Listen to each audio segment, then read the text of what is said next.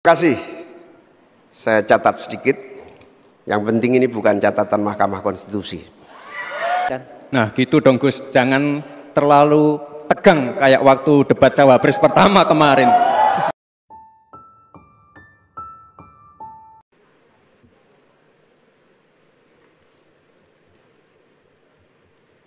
Mohon tunjukkan kepada hadirin dan juga kepada kami. Subtemanya adalah desa. Baik. Selanjutnya kami persilakan panelis Ibu Profesor Dr. Sulistiowati Irianto untuk mengambil undian daftar pertanyaan dari dalam wadah. Silakan.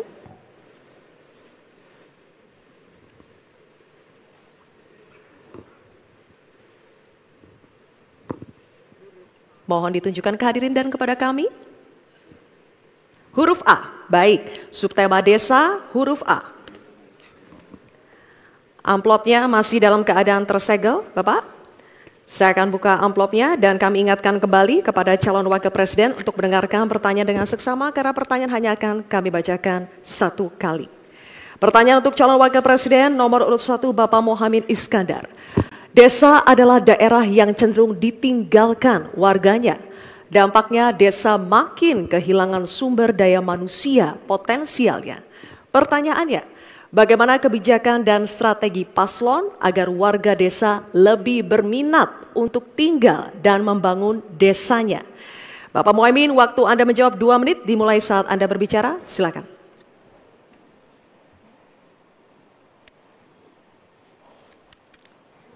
Terima kasih. Saya catat sedikit. Yang penting ini bukan catatan Mahkamah Konstitusi. Hadirin-hadirin sekalian yang saya muliakan, sebetulnya diawali dari paradigma. Paradigma pembangunan kita itu apa? Dulu kita gagal zaman Orde Baru karena kita membangun dari atas. Dengan pembangunan desa, kita membangun dari bawah. Dengan pembangunan dari bawah, kita yakin akan tumbuh kehidupan kemasyarakatan, ekonomi, sosial, budaya yang akan terus terjaga dan lestari. Oleh karena itu, sejak kita mengawali undang-undang pembangunan desa yang diikuti dengan penerapan dana desa yang terus meningkat dari tahun ke tahun, akan terbangun infrastruktur dan transformasi desa dari desa tertinggal menjadi desa maju dan mandiri. Hari ini sudah 13.000 desa yang tertinggal menjadi desa tinggal, sudah menjadi desa maju, desa mandiri, sekarang tinggal 4.000 saja. Ini bukti bahwa infrastruktur kita berjalan baik, dana desa terlaksana dengan baik, sehingga masyarakat desa semakin kerasan. Nanti ke depan kita akan siapkan lagi, naikkan lagi anggaran 5 miliar per desa. Agar apa? Tidak hanya infrastrukturnya yang baik, tetapi juga ada kehidupan ekonomi yang tumbuh melalui BUMDes, melalui berbagai kegiatan wirausaha yang tumbuh, pertanian, peternakan, ekonomi kreatif tumbuh di desa, sehingga orang tertarik di desa. Jadi infrastruktur beres, pembangunan sarana prasarana tumbuh, kegiatan ekonomi memadai, dan desa terjaga menjadi komunitas yang membanggakan. Sehingga masyarakat tidak lagi tertarik menjadi urbanisasi, tapi juga kembali ke desa, membangun desa untuk pembangunan bangsa. Baik, terima kasih. Waktu habis. Terima kasih. Nanti ada waktunya. Bapak Ibu, kita lanjutkan Bapak Ibu. Nah gitu dong Gus, jangan terlalu tegang kayak waktu debat Cawapres pertama kemarin. Intinya di sini adalah bagaimana kita bisa menumbuhkan rasa sense of belonging dari masyarakat desa.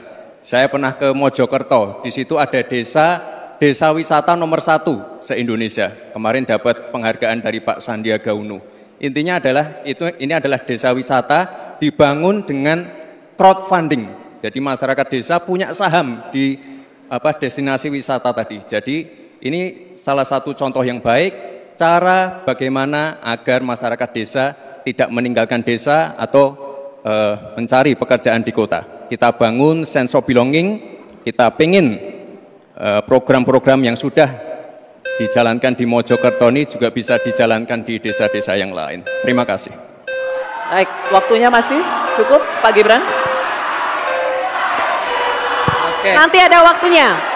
Silakan. Ya, apa yang disampaikan Pak Gibran lebih dari upaya kita untuk menggerakkan ekonomi daerah sehingga tumbuhlah growth, tumbuhlah daya tarik. Yang lebih penting dari itu adalah desa ini harus terus diberi fasilitas insentif untuk lebih maju.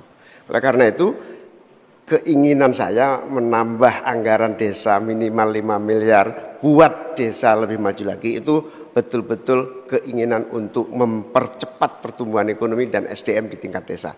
Begitu juga yang disampaikan Pak Mahfud tadi, bahwa kearifan masyarakat desa ini harus terus dijaga.